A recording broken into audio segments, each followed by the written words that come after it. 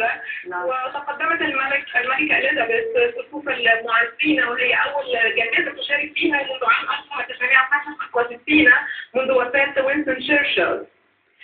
أميرة، ما هي أبرز الشخصيات التي شاركت في الجنازة؟ نعم، أبرز الشخصيات تقريبا وجهت الدعوة لجميع زعماء العالم حول العالم كلهم، والمشاهير أيضا،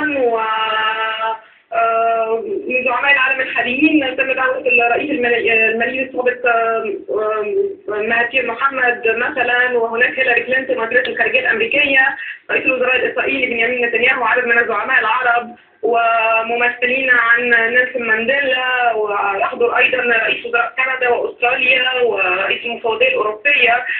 كما يشارك جميع رؤساء وزراء بريطانيا السابقين مثل توني بلير وجوردن براون، ووزراء الحكومة الحالية. وقد ألقى رئيس وزراء بريطانيا ديفيد كاميرون كلمة في هذا السياق، قال إنه وداع يليق بالشخصية التي طالما أثارت الجدل وتنافس تاتشر بهذه الجنازة سهلا جنازة الملكة الأميرة البريطانية أميرة ويلز، الأميرة ديانا المعروفة طبعا. نعم. مراسلة التلفزيون المصري من لندن، أميرة عبد